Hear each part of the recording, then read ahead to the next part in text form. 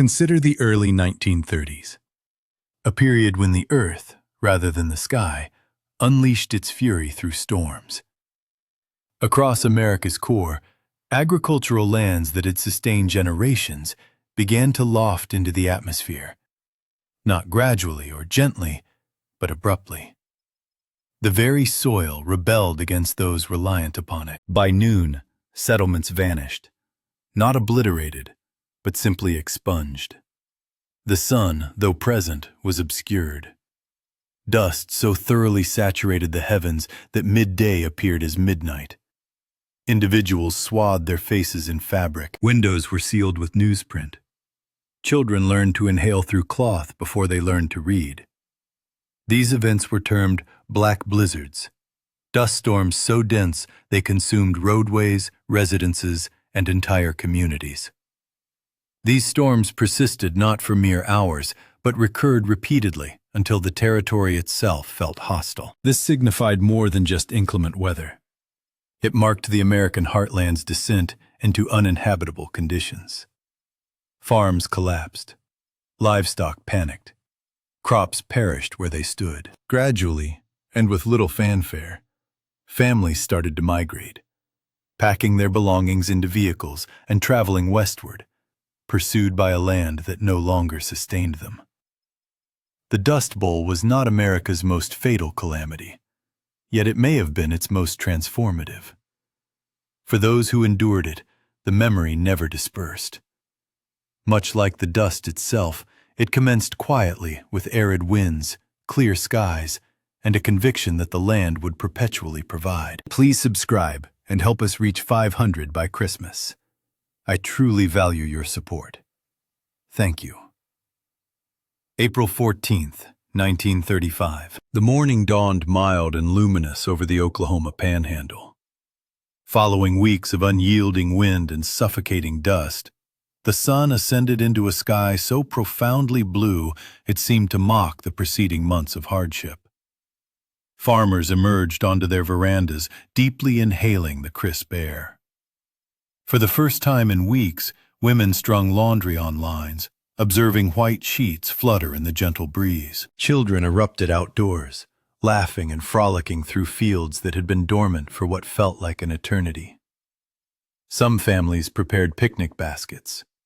Others drove to worship services in freshly laundered attire, grateful for a day that felt almost ordinary. In Liberal, Kansas, a young mother propelled her infant in a pram, savoring the warmth of spring.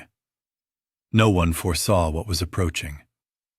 In those times, there were no satellites, no radar, no meteorological applications on phones, no television weather presenters indicating maps. An impending storm was only discovered upon its arrival, and sometimes, by then, it was too late. Around noon, residents in the northern counties observed an anomaly. Birds commenced a southward flight in massive, agitated flocks. Sparrows, crows, blackbirds, all moving swiftly and low in unison. Rabbits scurried across open fields in the same direction. Cattle became restless. Dogs whined and scratched at doors. Then, someone gazed northward and ceased breathing. On the horizon, where the sky ought to have met the earth, there was only obscurity. A wall of black, swirling cloud extending from the ground to the heavens, advancing like a living entity. Some likened it to a tidal wave composed of soil. Others described it as the apocalypse. A woman in Texas, Pearl Sowers, witnessed its approach with her kin. "We stood and observed it for a while," she later recounted. "The closer it drew, the darker and larger it became, so we all rushed to the cellar." The storm struck at 4:47 p.m. Within moments, visibility plummeted to zero, not merely reduced. People were unable to discern their own hands before their faces. In Boise City, a man named Tommy Peckham became disoriented while walking home from his neighbor's residence. He stumbled through the gloom until he located a door and knocked. "This is Tommy Peckham," he declared, "and I am lost. May I enter?" The voice that responded was his wife's. He had been rapping on his own front door. He was home and unaware of it. The temperature plummeted over 30 degrees in minutes. The wind shrieked at 50 to 60 miles per hour. And the dust. The dust infiltrated everything, penetrating sealed windows, sneaking under doors, entering lungs, eyes, and ears. People wrapped damp towels around their faces. Mothers held moist cloths over the noses of weeping infants.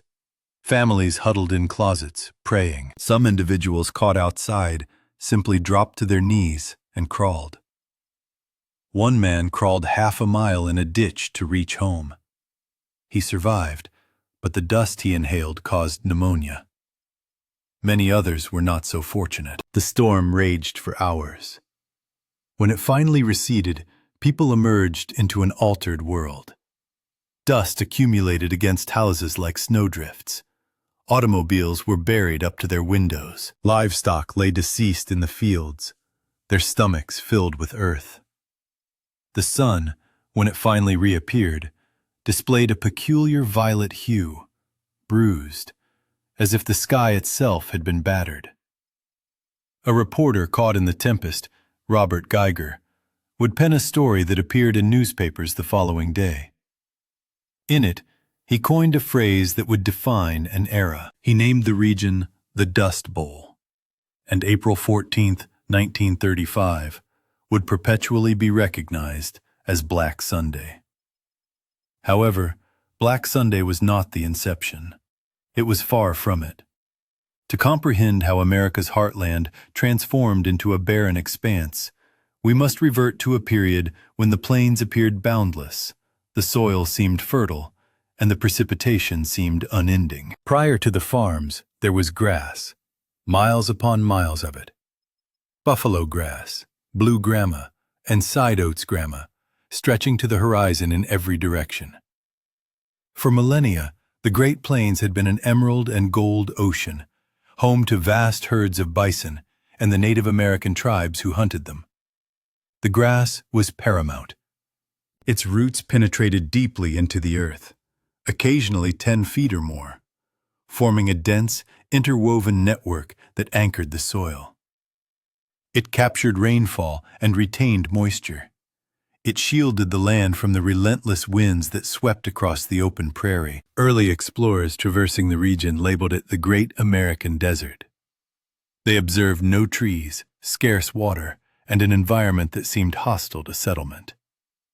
In 1820, an army expedition reported that the land was almost wholly unfit for cultivation. For decades, Americans concurred. The plains were intended for passage, not inhabitation. Then came the railroads, and everything shifted. After the Civil War, steel tracks began extending westward across the prairie. Railroad companies, eager to profit from the vacant land they had been granted, initiated extensive campaigns to draw settlers. They printed brochures in a dozen languages, disseminated them throughout America and Europe, and made assurances that now appear almost illicit. Rain follows the plow, the pamphlets proclaimed. The prevailing theory at the time posited that cultivating land would somehow alter the climate itself. Plant crops, the experts stated, and the rain will come. It was pseudoscience, yet people believed it. Families arrived by the thousands, Germans, Swedes, Czechs, and Irish, Civil War veterans seeking new beginnings, sons of farmers from densely populated eastern states, all drawn by the Homestead Act of 1862, which promised 160 acres of free land to anyone willing to cultivate it for 5 years. They constructed homes from sod due to the absence of timber. They dug wells that sometimes yielded no water. They learned to exist without neighbors for miles in any direction, and they commenced plowing. Initially, the grass resisted. Its thick root systems were nearly impervious to traditional plows. Settlers referred to the prairie, the sod, and the dense matted earth as hardpan. Tearing it up was arduous labor, but new technology was emerging: steel plows, steam tractors, and ultimately, gasoline-powered machines that could accomplish the work of 100 men. the grass had no chance. Then came World War I, and wheat became a commodity of immense value. Europe's farms were battlegrounds. Their farmers were soldiers, and America was tasked with feeding the world. Wheat will win the war, the government declared. Plant more wheat. Prices surged to $2 a bushel, an amount exceeding what many farmers had ever conceived. Consequently, they planted and planted and planted. Land that had been prairie for 10,000 years was transformed in a single season. Between 1900 and 1920, the amount of farmland on the plains doubled. By 1930, it had tripled again. 33 million acres of native grass had vanished, replaced by endless rows of winter wheat. No one considered the consequences if the rain ceased. No one considered what would transpire if the wind gained control of that bare, exposed soil. No one contemplated it at all, because in the 1920s, the rains continued to fall, the wheat continued to grow, and money continued to circulate. The most difficult times seemed to be behind them. The future appeared promising. But nature possesses memory, and the plains were poised to remind everyone of something they had forgotten: that this land had always been arid, that droughts had always occurred, and that without the grass to retain it, the soil had nothing but air to dissipate into. The initial warning came in 1930, but few took notice. That summer's rainfall was lighter than usual. Streams flowed lower. Wells required longer pumping. Yet the wheat still grew, and farmers still earned money, so most dismissed it. A dry year was nothing new. It had happened before. It would pass. It did not pass. In 1931, the drought intensified its grip. The southern plains, which typically received approximately 20 inches of rain annually, received barely 15. In some areas, less than 10. The wheat that farmers planted in the fall never sprouted. Fields that should have been verdant with winter crops remained brown and barren. By 1932, apprehension began to mount. Then, in January, the dust began to blow. The first storms were minor, localized, easily dismissed as just another challenging day on the prairie. But they persisted. 14 dust storms swept across the region that year. The following year, there were 38. The dust was unlike sand. It was finer, lighter, almost powdery. One survivor described it as feeling like talcum powder. It could permeate cracks too small for air to pass. It permeated dwellings, attire, sustenance, and the deepest parts of the human body. Women established a dismal routine. Each morning they would clear dust from their residences.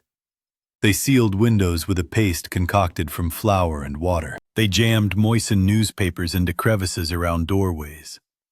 They draped damp sheets over windows to catch the grime. It was perpetually inadequate. The dust would accumulate on tables and chairs, on beds and cribs, on plates of food left out for mere moments. Women swept 5, 6, even 7 times a day.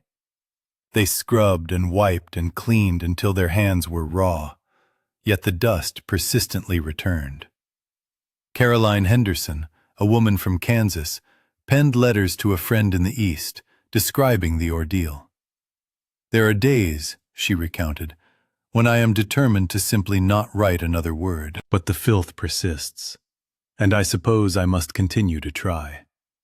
The storms intensified and became more peculiar. The dust carried so much static electricity that blue flames would dance along barbed wire fences, crackling and shimmering in the darkness. Car engines would stall as the static disrupted their ignition systems. People began attaching chains to the rear of their vehicles to ground the electricity. And the shocks were ubiquitous. Neighbors greeting each other could be knocked to the ground. Children rushing to embrace their mothers would generate sparks powerful enough to incapacitate both. People learned to handle metal objects cautiously, approaching them slowly, allowing the charge to dissipate before making full contact. In Paris, Texas, a grandmother recounted tales of those years to her grandchildren. One of her beloved stories involved tumbleweeds. The static electricity from the swirling dust would ignite them, she explained. You would observe balls of fire rolling across the fields, and then the tumbleweeds would snag on fence lines, setting the entire fence ablaze. That grandmother lived to be 93, and she never forgot. However, the electricity was merely a symptom. The actual killer was the dust itself. They termed it dust pneumonia, or occasionally, the brown plague. The dust infusing the air was not merely dirt. It was ancient prairie topsoil, finely ground by centuries of wind and weather. And it contained silica, the same mineral responsible for miners' black lung. When inhaled, these minuscule particles lodged deep within the lungs, inflaming the tissue and filling the air sacs with grit that the body could not expel. Coughing would commence first, followed by fever, then difficulty breathing. Physicians in the region had never encountered such a phenomenon. Antibiotics were not yet widely available. No contemporary treatments existed. All they could do was attempt to alleviate the symptoms while the body waged a battle it frequently lost. The elderly perished, the infirm perished, and most tragically, the children perished. In Kansas alone, dozens of fatalities from dust pneumonia and suffocation were documented in the years following Black Sunday. The true toll was likely considerably higher, as numerous deaths in remote areas went unreported. The Red Cross established emergency stations throughout the affected region. Volunteers manufactured and distributed thousands of face masks, identical in design to those used to shield soldiers from poison gas in the trenches of France just 15 years prior. Now, they were being employed to safeguard American children from American soil. In a small town in Oklahoma, Floyd Cohen was a boy when his younger sister fell ill. She developed the characteristic cough, the fever, the labored breathing. The doctor visited, but was powerless to help. She passed away in one room of their two-room dwelling, while Floyd lay ill with the same malady in the other. He survived. She did not. The doctor carried her diminutive body out on a table leaf so the family could bid her a final farewell. Decades later, as an old man, Floyd would recall that moment with tears in his eyes. "That was the most heartbreaking thing for me," he declared, "and still is. She was such a perfect little creature." Stories like Floyd's resonated across the Dust Bowl in thousands of homes, in hundreds of small towns. Parents unable to shield their children from the very air they breathed. Families who witnessed loved ones succumb to an illness that appeared to manifest from nowhere and everywhere simultaneously. And it was not solely pneumonia. The dust impacted everything. People blew their noses and mud emerged. They brushed their teeth and detected grit. They removed dust from their eyelids, their ears, the corners of their mouths. Even when storms were not raging, a persistent haze prevailed, filtering the sunlight, tinting the world a sickly brown. Children who matured during those years would later recount knowing nothing but a brown world. They had never witnessed clear blue skies. They did not comprehend what it was like to venture outdoors without tasting dirt. For them, the dust was simply reality. In schools throughout the region, teachers formulated emergency protocols. When dust storms arrived, children were instructed to seek refuge beneath stairwells in case the building collapsed under the weight of the accumulated dust. Many schools closed entirely when conditions were severe. Teachers attempting to commute to rural schoolhouses would sometimes have to rely on telephone poles for navigation, unable to discern the road beneath them. One teacher from Texas remembered arriving at school to discover her students frozen after riding horseback through the bitter cold and dust. Another recalled a ceiling collapsing in the middle of the night, the accumulated weight of the dust finally proving too much for the roof to withstand. Families did what they could to adapt. Mothers placed damp cloths over the faces of newborns to aid their breathing. Fathers stuffed every crevice in their homes with newspapers and rags. At night, people slumbered with wet towels over their faces, awakening to find the fabric caked with mud. One Kansas grandmother recalled having to jam newspapers into the cracks of the floor and around the doors, simply to prevent the dust from burying them as they slept. She had to crawl home from the store on her hands and knees during one storm because visibility was utterly non-existent. Her cattle perished by the tens. When farmers slaughtered the surviving animals, they discovered stomachs half filled with dirt. And then there were the grasshoppers. As if the dust were not enough, swarms of insects descended upon the parched fields, devouring whatever the drought had spared. Millions of them, darkening the sky, blanketing fences and buildings and anything that remained still. They consumed crops. They consumed fence posts. They consumed the handles of farm tools left outdoors. One farmer swore they devoured the sweat-stained leather of his work gloves. The jackrabbits also arrived, hundreds of thousands of them, driven from their natural habitat by the changing conditions, overwhelming farms and consuming all greenery. Desperate farmers organized community rabbit drives, herding the animals into pens and bludgeoning them to death with clubs. A grim but essential task that haunted many participants for the remainder of their lives. The land that had promised so much was now attempting to extinguish everything upon it. And for many families, a moment arrived, a breaking point, when remaining meant imperiling everything, and departing seemed the sole opportunity for survival. By 1935, the roads leading west had become streams of desperation. Old cars and trucks, overloaded far beyond capacity, crawled along the highways. Mattresses strapped to roofs, pots and pans swinging from tailgates, children squeezed between bundles of clothing. Everything a family owned reduced to what could be fastened onto a vehicle that might not reach the next town. U.S. Highway 66 earned the moniker the Mother Road.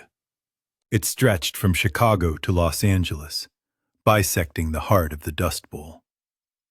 And for hundreds of thousands of migrants, it represented the only route to salvation. They originated from Oklahoma and Kansas and Texas, from Colorado and New Mexico and Nebraska. They came because their crops had failed and their cattle had died, because the bank had seized their farms, because they could not bear to witness their children starve for another day.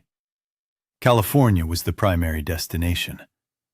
The news had spread, whispered in general stores, conveyed in letters from relatives, printed on handbills distributed by labor contractors seeking inexpensive workers. California boasted fertile valleys. California offered jobs picking fruit. California had rain. One survivor remembered the atmosphere of those years. Most Dust Bowl residents discussed California. They had seen all the captivating images of California and had heard all the enchanting songs, and they declared, "Well, if this dust continues to blow as it is, we will have to go somewhere." The journey was arduous.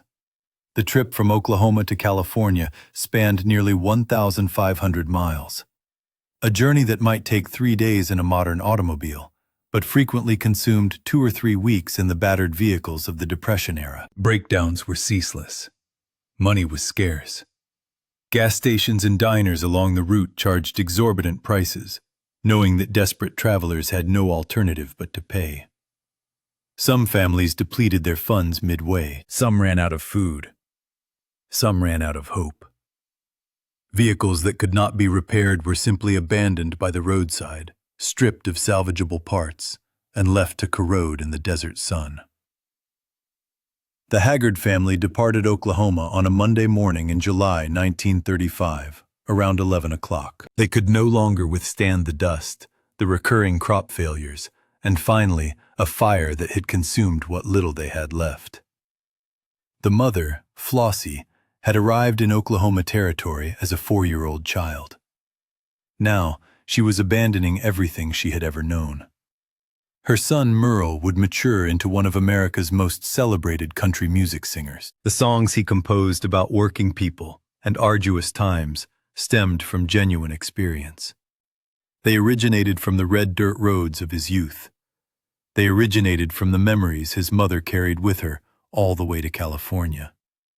And for those who succeeded, California was not the promised paradise. No matter their true origins, the migrants were branded as Okies, a degrading epithet spewed like a curse.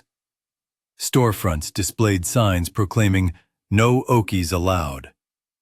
Briefly, Los Angeles police established roadblocks at the Arizona border, repelling anyone who appeared too impoverished, too disheveled, too desperate.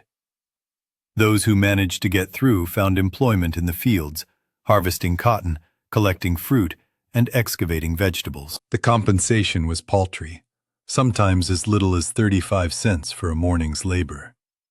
They resided in makeshift camps along irrigation ditches, constructing tents and shacks from salvaged materials.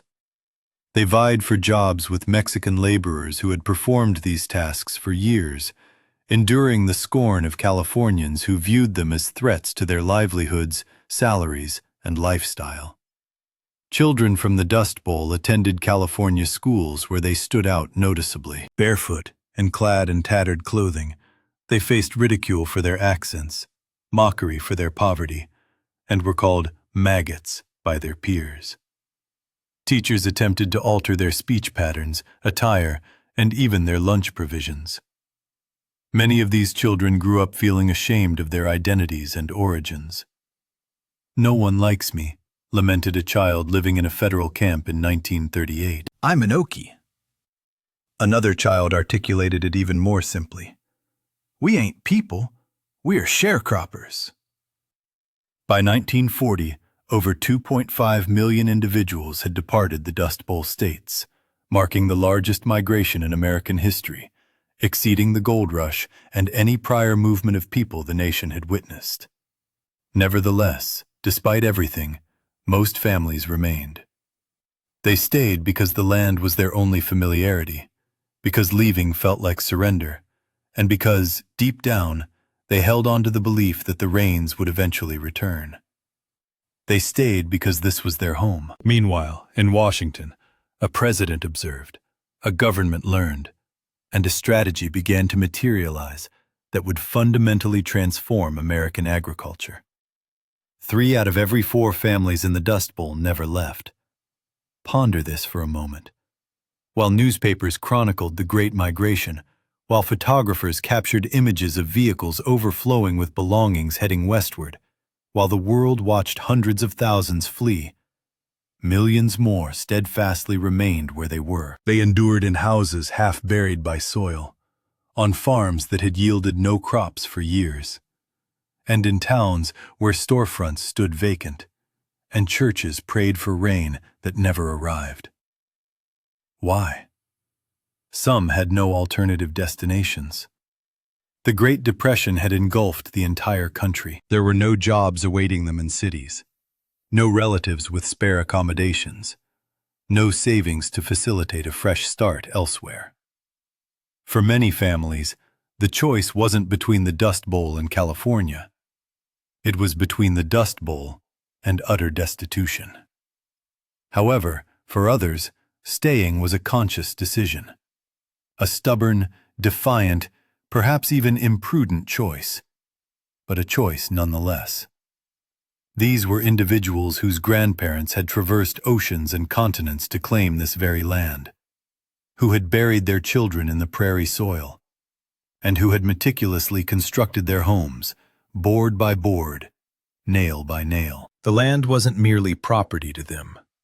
It represented their identity, their legacy, their entire existence. When questioned about his refusal to leave, an Oklahoma farmer offered a response that resonated throughout the region. This is my home. My father is buried here. My children were born here. If the land wishes to take my life, it can do so right here. Thus, they adapted, improvised, and survived. When livestock feed became non-existent, farmers harvested tumbleweeds, sprinkling them with molasses to render them palatable. When crops failed, families foraging for dandelions and lamb's quarters, wild plants that could be boiled into something vaguely nutritious. As money completely vanished, communities resorted to bartering, exchanging eggs for flour, labor for milk, and anything for anything. Women became alchemists of poverty, conjuring meals from virtually nothing. Soup made from dried beans was stretched for days, and cornmeal mush served as breakfast, lunch, and dinner. Popcorn, the most inexpensive food available, was consumed with milk like cereal. A recipe from that era called for mixing flour, water, and any available vegetables into something dubbed depression cake, devoid of eggs, butter, or milk, because no one possessed them. The children of the Dust Bowl absorbed invaluable lessons that would endure throughout their lives. They learned never to waste food, not a single bite, ever. Decades later, as grandparents, survivors would still meticulously clean their plates, save leftovers that others might discard, and experience a pang of guilt at the sight of uneaten bread. They learned to make do, to repair rather than replace, and to perceive worth in objects others deemed worthless. Shoes were resoled with rubber cut from old tires, and clothing was fashioned from flour sacks, often still bearing the brand names of the flour on the fabric. Nothing was ever discarded. Nothing. They learned that family was paramount. In those dimly lit rooms, huddled together against the howling wind, bonds were forged that proved unbreakable. Siblings shared beds, blankets, and fears. Parents sacrificed their own meals to ensure their children ate. Grandparents recounted tales of better times, keeping hope alive with mere words. And they learned about resilience, about rising each morning, even when there seemed no reason to, about planting seeds in soil that had yielded nothing for years, just in case this was the year the rain returned, about refusing to surrender, even when capitulation seemed the most logical course of action. In Dalhart, Texas, a locale more severely impacted than almost any other, a group of farmers established what they called the Last Man Club. Its rules were straightforward. Members pledged to remain steadfast, regardless of circumstances, to be the last ones standing when the dust finally settled. They convened regularly, partaking in meals, sharing stories, and engaging in a grim sort of humor comprehensible only to those confronting disaster collectively. The club's motto became renowned throughout the region. "We're staying. To hell with the dust." While these families clung on precariously, assistance was finally beginning to materialize from an unexpected source. A man in a wheelchair 1,000 miles away who grasped a crucial truth: that when the land fails its people, the people require their government's support. Franklin Delano Roosevelt had occupied the presidency for just over 2 years when Black Sunday struck. He was already combating the Great Depression with every resource at his disposal. Banks had collapsed, factories had shuttered, and 1/4 of all American workers were jobless. The nation was prostrate, and Roosevelt had vowed to resuscitate it. However, the Dust Bowl presented a different challenge. This was not merely an economic crisis. It was the land itself turning against the people who tilled it. This was nature and human folly converging into a calamity that appeared almost biblical in its scale. Roosevelt understood agriculture. He had dedicated years to developing his estate in Hyde Park, New York, planting trees, managing forests, and comprehending the symbiotic relationship between land, water, and growth.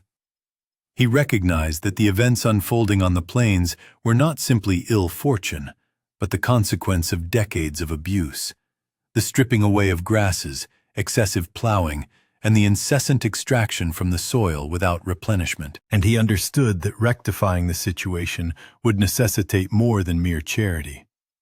It would require transforming Americans' perceptions of their connection to the earth. On April 27, 1935, a mere 2 weeks after Black Sunday, Congress enacted the Soil Conservation Act. This legislation declared soil erosion a national peril and established a new entity, the Soil Conservation Service, dedicated to rehabilitating the damaged land. Roosevelt selected Hugh Hammond Bennett, a soil scientist, to spearhead this initiative. Affectionately known as Big Hugh, Bennett had spent his entire career issuing warnings about erosion, penning reports that remained unread, and delivering speeches that went largely unattended. Now, abruptly, everyone was listening. Bennett possessed a flair for the dramatic. On the day he was scheduled to testify before Congress regarding the necessity of soil conservation, he received news that a colossal dust storm was encroaching upon Washington. He deliberately prolonged his testimony, speaking at length, buying time.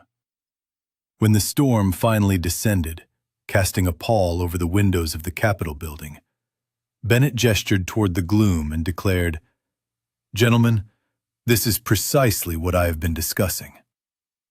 Congress granted him every request. The subsequent programs revolutionized the Great Plains. Government agents fanned out across the Dust Bowl, instructing farmers in new techniques, many of which were entirely unfamiliar to them. These included contour plowing, which followed the land's natural contours instead of creating straight furrows; strip cropping, which alternated rows of different crops to anchor the soil; terracing, which constructed natural barriers against erosion; and cover crops, which protected the ground even when main crops were not growing. Farmers who agreed to adopt these methods received $1 per acre, desperately needed funds that prevented many families from entirely losing their land. Yet, Roosevelt's most audacious undertaking was something that sounded almost implausible: a wall of trees extending from Canada to Texas, dubbed the Great Plains Shelter Belt. The concept involved planting millions of trees in rows across the prairie, establishing windbreaks that would diminish the fierce gusts and stabilize the soil. Critics contended it was unfeasible, asserting that trees could not flourish in such an arid, unforgiving climate, and that the entire endeavor was a waste of resources. Roosevelt proceeded nonetheless. He referred to the workers as his Tree Army, young men from the Civilian Conservation Corps, one of the New Deal's most triumphant programs. They hailed from cities and farms across the nation, earning $30 a month, plus room and board, for labor whose benefits their grandchildren would still enjoy. Between 1935 and 1942, an impressive tally of over 220 million trees was planted, including red cedar, green ash, cottonwood, and willow. These species were meticulously selected for their resilience in the harsh plains climate. These trees formed rows stretching for more than 1,000 miles, creating a living shield against the strong winds. A significant number of these trees endure even today. Traveling through parts of Kansas, Nebraska, or Oklahoma, one can still observe them. Towering rows of trees standing like sentinels at the edges of fields, fulfilling the purpose for which they were planted nearly 90 years ago. The government also proceeded to acquire land. Millions of acres of the most severely damaged farmland were bought from struggling families and entirely removed from production. The soil was in desperate need of recuperation. It required time to recover and for grass to reestablish itself. Some farmers resented this governmental intervention, having toiled to clear the land with their own hands, only to be told by Washington that their methods were flawed. Pride is a potent emotion, especially among those who have built their lives on self-reliance. Yet, many more were filled with gratitude. These initiatives provided a lifeline, ensuring their farms remained within their families and instilling a renewed sense of hope. Then, after almost a decade of anticipation, following years of dust, death, and despair, the heavens finally responded. It was the autumn of 1939. People had largely ceased to expect it. They had sown crops and witnessed their demise so frequently that planting had transformed into an act of faith rather than mere agriculture. They continued the motions, as that is the essence of a farmer's life. However, deep down, many had surrendered the belief that rain would ever return. But it did come back. The initial drops fell in September, faint at first, barely noticeable. But steadily, more drops became showers. Showers intensified into storms, genuine storms, the kind that had been absent for so long. Storms accompanied by thunder and lightning, storms that swelled dry creek beds and transformed dust into mud. People rushed outside, embracing the downpour. They lifted their faces to the sky, allowing the water to cleanse them. Children who had never experienced authentic rain, who had grown up in a desolate world of dust and haze, danced in puddles and laughed with a joy their parents had almost forgotten existed. Farmers knelt in their fields and wept. The drought had ended. After 8 years, after hundreds of dust storms, after countless fatalities, shattered dreams, and abandoned farms, it was finally over. The land commenced its healing almost immediately. Grass sprouted where nothing had grown for years. Wildflowers blossomed. Birds returned. The air, long heavy with dust, became clear and pristine. By 1941, the Dust Bowl was officially concluded. The convergence of returning rainfall and the implemented conservation techniques reduced blowing soil by 65%. The federal programs had proven effective, and the land had been salvaged. Nevertheless, the scars persisted. In certain regions, over 75% of the topsoil had been eroded by the wind. Soil that had taken nature a millennium to create was lost in less than a decade. It would take generations for some fields to fully recuperate. And the human emotional wounds were even more profound. Those who endured those years were irrevocably altered. They carried the dust in their lungs long after the storms abated, with many suffering from respiratory issues for the remainder of their lives. The psychological toll was more challenging to quantify, but equally palpable. Years of trauma manifesting as anxiety, depression, and a deep-seated, persistent apprehension that good times could vanish again at any moment. The families who had sought refuge in California predominantly remained there. They established roots, raised children, and became Californians. Yet, they never forgot their origins. The songs they sang, the food they prepared, the stories they recounted to their grandchildren, all echoed the plains they had left behind. Their descendants still reside there today, the great-grandchildren of Dust Bowl refugees working in offices, factories, and schools. Most are unaware that their families once embarked on that desperate journey down Route 66, carrying all their possessions toward an uncertain future. And the families who stayed, they painstakingly but steadily rebuilt. They embraced new farming techniques. They planted windbreaks. They treated the land with a reverence their parents and grandparents had never learned. The Dust Bowl imparted a lesson that would be inherited through generations. The land will provide, but only if it is nurtured, only if one remembers they are not its master, but its caretaker. World War II commenced, and the young men of the plains departed to engage in a different type of conflict. Upon their return, they discovered a transformed land, green once more, productive once more, alive once more. But they also found something else, a collective and potent memory of what transpires when humanity pushes nature too far. The Dust Bowl concluded more than 80 years ago. Most of those who lived through it are now gone. The last survivors, interviewed by Ken Burns for his 2012 documentary, were in their 80s and 90s, recalling childhood events with an unclouded clarity. They remembered the black blizzards. They remembered the taste of dust. They remembered siblings who did not survive. They remembered everything. One survivor, asked to describe those years, offered a now famous response. "I don't care who describes that to you. Nobody can tell it any worse than what it was. And no one exaggerates that. There is no way for it to be exaggerated. It was that bad." What did the Dust Bowl impart to America? It taught us that the land has limits, that one cannot perpetually take without repercussions, that the earth will tolerate abuse for a time, but eventually it will resist. It taught us the significance of conservation.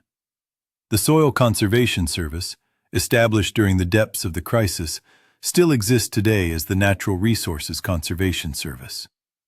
The techniques developed in the 1930s, contour plowing, cover crops, windbreaks, are still employed on farms nationwide. Every time a farmer plants a row of trees or rotates crops to safeguard the soil, they are honoring lessons learned from the dust. It taught us that government can be a source of assistance. The New Deal programs that salvaged so many farm families established a principle that endures to this day. When disaster strikes, Americans support each other through their government, through their communities, through the simple realization that we are all in this together. It taught us about resilience, about the human capacity to endure what seems unbearable, about rising each morning and persevering, even when hope appears futile. The people of the Dust Bowl did not merely survive. They rebuilt. They adapted. They discovered ways to thrive in a land that had attempted to annihilate them. And it bestowed upon us stories. Woody Guthrie composed songs about the dust storms that still resonate today. "So Long, It's Been Good to Know Ya," "Dust Bowl Refugee," "Talkin' Dust Bowl Blues." Music born from suffering, carrying the voices of the dispossessed to generations who would never experience that world firsthand. John Steinbeck authored The Grapes of Wrath, recounting the Joad family's odyssey from Oklahoma to California.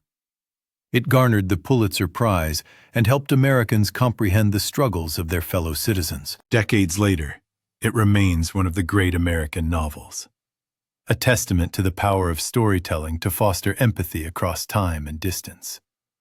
Dorothea Lange captured photographs that seared themselves into the American consciousness. Her image of Florence Owens Thompson, known as Migrant Mother, became one of the most recognized photographs in history, a face that encapsulated an entire era of hardship and determination. These artists amplified the voices of people who might otherwise have been forgotten, ensuring their memory would endure. Yet, perhaps the most crucial legacy of the Dust Bowl is its simplest form: memory itself. Those who lived through those years ensured their children understood what had transpired. And those children informed their own children, who in turn informed theirs. The story has now been transmitted through 4 generations, kept alive at family reunions and holiday dinners, in photo albums and oral histories, because forgetting would be perilous. The conditions that spawned the Dust Bowl have not vanished. The southern plains remain semi-arid. Droughts still occur. And in recent years, some of the old challenges have begun to resurface. Farmers, driven by economic pressures and competition, have started removing shelter belts to extract a few more acres of cropland from their fields.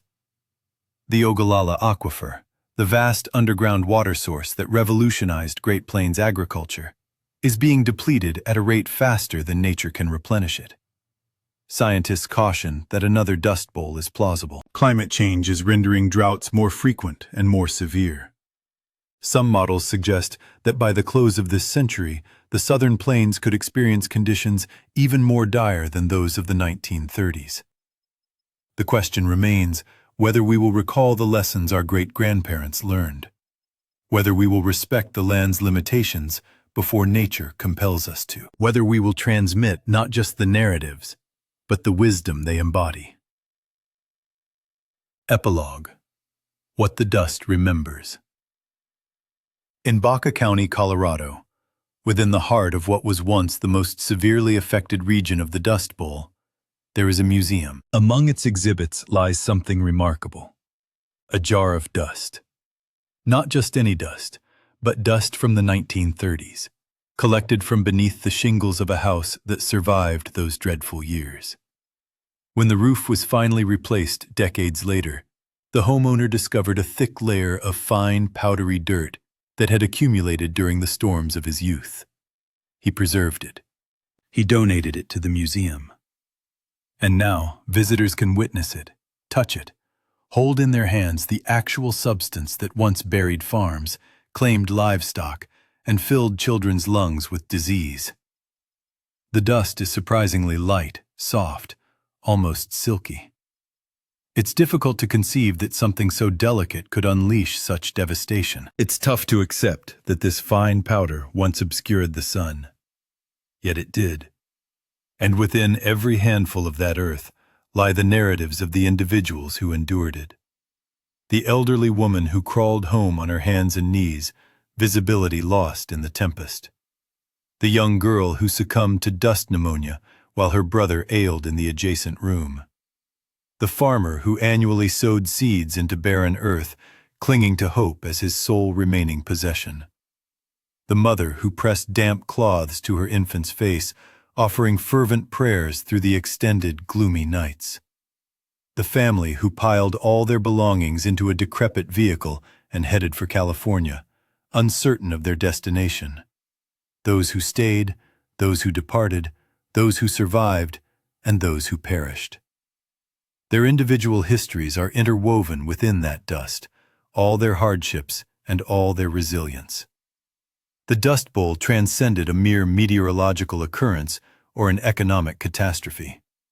It served as a profound ordeal that challenged every conviction Americans held about themselves and their country. And despite their suffering, sacrifices, and sheer tenacious will, they persevered.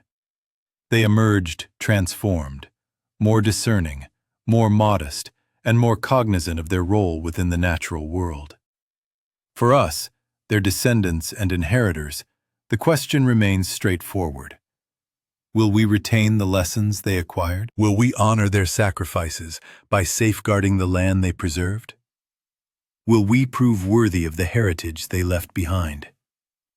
The dust remembers. The earth remembers. The only uncertainty is whether we will. In the nascent years of the 1930s, the heavens didn't rage. The very ground did. And America was irrevocably altered thereafter. This is dedicated to the survivors of the Dust Bowl, who braved unimaginable adversity and transmitted their experiences so that we would never forget. And to their descendants, who continue to carry those memories. Thank you for watching. I am utilizing this channel to enhance my English proficiency and to delve into American history. I apologize that the voiceover isn't optimal, as it is a complimentary service.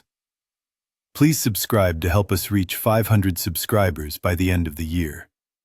I anticipate that my English will improve within a year, enabling me to use my own voice in the videos.